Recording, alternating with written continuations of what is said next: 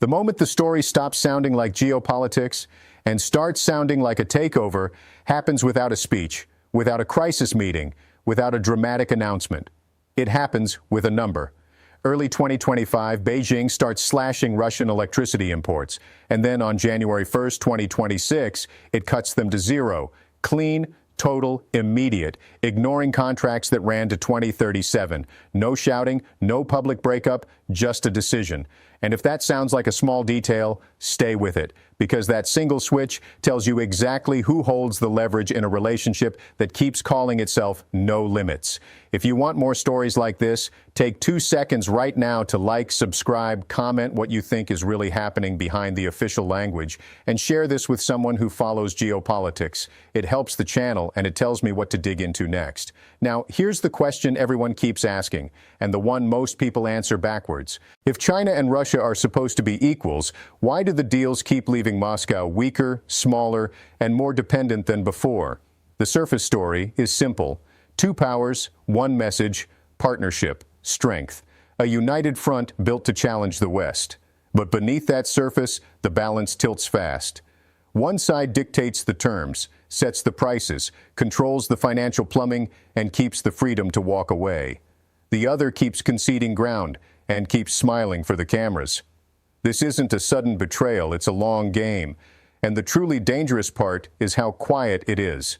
Because the quieter it gets, the more permanent it becomes.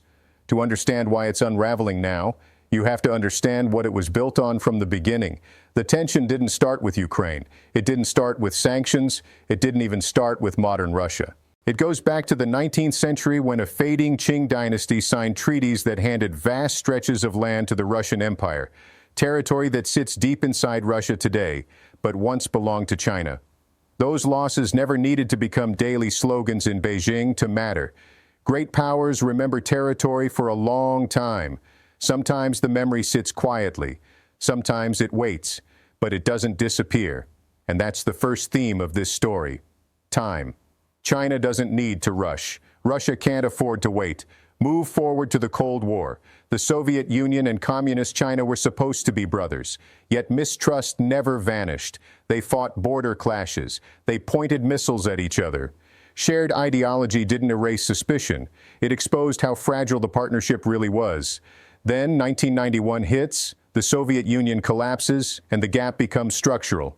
Russia enters the modern world holding nuclear weapons and a proud military tradition, but an economy that never fully recovered.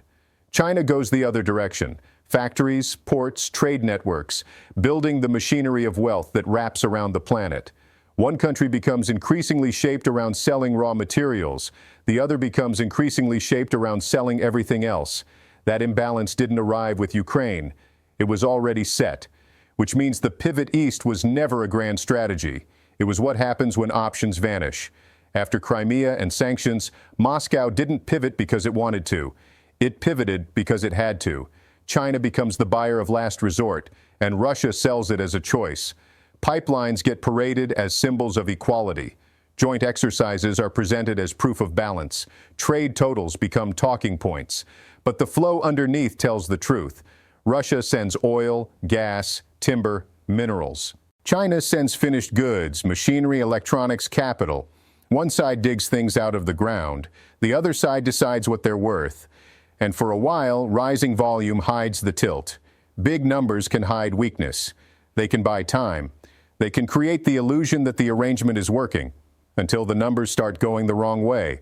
In 2024, bilateral trade hits a record high, and then, in 2025, the story cracks for the first time in 5 years. Trade falls nearly 10%.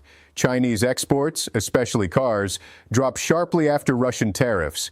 Russian oil and gas shipments sag from softer prices. That drop is the moment the partnership stops being easy to sell. Because the real test of leverage is not what happens when everything is expanding. It's what happens when you apply pressure. And the pressure reveals something brutal. China barely blinked. Russia couldn't. Here's how it plays out. Beijing has alternatives lined up across the Middle East, Africa, and Central Asia. Russian oil and gas are useful but never essential. If one supplier becomes inconvenient, another steps in. The system keeps moving. Russia doesn't have that luxury. Europe is gone. India bargains hard. Every other buyer wants discounts that cut deep, so Moscow tries to push back, just enough to look like it still has agency. It raises levies on Chinese cars. It wants to protect its own industry. It wants to show it can set terms too. And the result is immediate and punishing. Chinese exports fall even further. Russian consumers pay more. Domestic producers struggle. And the damage lands almost entirely on Russia. It's like trying to arm wrestle a giant, and the giant doesn't fight you. It simply lets go. And you fall over under your own force. No threat is needed. No retaliation announcement is required. The message delivers itself. China can walk away anytime it wants. Russia cannot. Now, this is the part most people miss because it doesn't show up as a headline. While trade numbers are dropping, the financial architecture of the relationship tightens. Russia begins settling almost all of its trade with China in Yuan, calling it independence from Western finance. But that independence is a mirage, because the yuan is not freely convertible. Russian firms can earn it, but moving it, hedging it, or parking it safely depends on Chinese banks. And when those banks pull back, payments freeze. Deals stall. Liquidity vanishes overnight. That's the second theme of this story. Control without occupation. China doesn't need sanctions to control the flow. It already controls the flow. And here's the rule. When trade slows, it's a warning. When it stops, it's a statement. Which brings us back to energy. The lifeline Russia thought would bind the partnership for decades. Energy was supposed to be the anchor. Instead, it became the lever. In early 2025, Beijing begins slashing Russian electricity imports, and on January 1st, 2026, it cuts them to zero, ignoring contracts that ran to 2037. The reason is cold, simple, and revealing. Russian export prices have climbed above what China pays at home, making purchases uneconomic. So the imports stop, and suddenly, what once flowed steadily is stranded. Power plants producing for no buyer. There are no speeches, no drama, just a decision based on price. And Russia is left scrambling in talks to resume, with no quick reroutes. What was meant to be a lifeline turns into wasted capacity, and the same pattern repeats with oil and gas.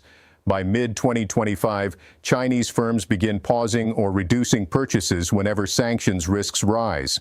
Russia absorbs the losses because there are no other buyers waiting in the wings. Yes, the war economy survives, but it doesn't grow stronger. It survives by selling cheap inputs while the real value flows elsewhere. Now, listen closely, because this is where the story stops being about trade and starts being about time. Power of Siberia 2 is supposed to be the big answer. The project that replaces what Russia lost. The corridor that locks in decades of demand. There's a legally binding memorandum in September of 2025 during Putin's Beijing visit. But the progress is more theater than substance, because delays aren't just technical. Delays are leverage. China stalls to squeeze deeper discounts, pushing prices close to what Russians pay at home, far below what Moscow hoped. Russia, desperate for replacement markets, moves anyway, agreeing to terms that heavily favor Beijing. And even if everything goes forward, the timeline itself becomes a trap. Construction drags on for a decade. First gas not likely until 2030 or later. That means Russia is committing itself to years of dependency, years where the buyer holds the power and the seller waits. Now zoom out again, because economic pressure doesn't stay in spreadsheets. It shows up on the ground. In Russia's Far East, the weakening doesn't announce itself as collapse. It appears as reshaping. Throughout the whole of last year, while Moscow pours money into Ukraine, Chinese firms lease farmland in Amur Oblast, the Jewish autonomous region, and Primorsky Krai. These are areas where Russian farms collapsed after the Soviet Union broke up. Slowly, practical realities shift. Soybeans, logistics routes, cross-border trade. Russian towns shrink as young people leave. Chinese presence expands steadily and patiently. By late 2025, Chinese companies aren't just trading across the border. They're established on the ground. In places like the Jewish autonomous region, land that sat empty for years is being worked again, turned into large-scale soybean farms feeding Chinese supply chains. It isn't dramatic, it's practical. Empty fields don't stay empty when someone else has the capital and the patience to use them. Then the visa rules change, and the tempo accelerates. A new 30-day mutual visa-free regime kicks in. In just the first week of January 2026, more than 10,000 people crossed through the Suifeni border port alone. That's an 83% jump from the year before. Hotels fill up, markets come back to life. Chinese money circulates where Russian money dried up long ago. And here's what locks the imbalance in place: demographics. Russia's Far East has been shrinking and aging for decades, down nearly a third since 1991, with ethnic Russians leaving faster than ever. Across the border, northern China remains dense, mobile, and flush with capital. When populations collapse, sovereignty doesn't disappear all at once. It weakens first, quietly, and Moscow knows it, which is why it tries to stop the bleeding by doing something that reveals just how narrow its options have become. On January 1st, 2026, the Kremlin launches its International Advanced Development Zones, offering foreign investors, especially Chinese ones, zero corporate tax for 10 years, lower social contributions, and free customs zones. In Primorsky Krai, it even pilots a joint Russian-Chinese agro-industrial park. The message is simple: invest, build, stay. Keep the region breathing. And what goes mostly unsaid is the cost. Money is welcomed. Influence is not discussed. Control is quietly deferred. Sovereignty becomes something to worry about later. At the same time, another signal appears, soft but unmistakable. Chinese publications begin reviving old historical names for cities deep inside of Russian territory. Names that hadn't been used in generations quietly reappear in print. No threats, no official claims, just reminders. Gentle, persistent signals that history is remembered and time is on Beijing's side. This is the third theme of the story: erosion. Not conquest, not invasion, erosion. No flags raised, no soldiers crossing borders, just leases, investments, ownership, dependency. Each deal nudges the balance. Supply chains follow capital, jobs follow ownership. Everyday life begins to depend on Chinese-owned businesses, and influence follows both. Decisions that once ran through Moscow increasingly depend on who controls money on the ground. Now add the Arctic, another door opened by sanctions, another space that becomes shared. Russia invites China in. Ports, shipping routes, LNG projects like Yamal LNG and Arctic LNG 2 move forward with Chinese financing and involvement. Ice-class vessels follow. In 2025, Chinese operators set a record for container voyages across the northern sea route, and before long, Beijing starts calling itself a near-Arctic power. A space that had once been Russia's uncontested backyard becomes shared ground. And strategic geography, once shared under pressure, is almost never taken back. Here's what makes the entire relationship even more revealing. For all the no limits language, one thing never appears: a real military alliance. No mutual defense pact. No promise to fight if Russia slides deeper into trouble. Yes, there are joint drills, more than 117 since 2019, including submarine and missile exercises. But they're staged, limited, calibrated. China never ties its security to Russia's survival. Equals share risk. Patrons preserve options. And then, late 2023, comes the leak that snaps the private reality into focus. A classified FSB assessment begins circulating inside Moscow. It was never meant to leave the room, but it did, and its language shocks the people who read it. Inside, China isn't described as a partner. It's described as the enemy. The document warns that Chinese intelligence services are actively recruiting Russian scientists, engineers, and military specialists systematically. People with access to advanced weapons programs, battlefield data from Ukraine, Arctic infrastructure, and long-term military planning. Approached through academic exchanges, business ventures, joint research projects. Not curiosity, preparation. And the technology story follows the same pattern.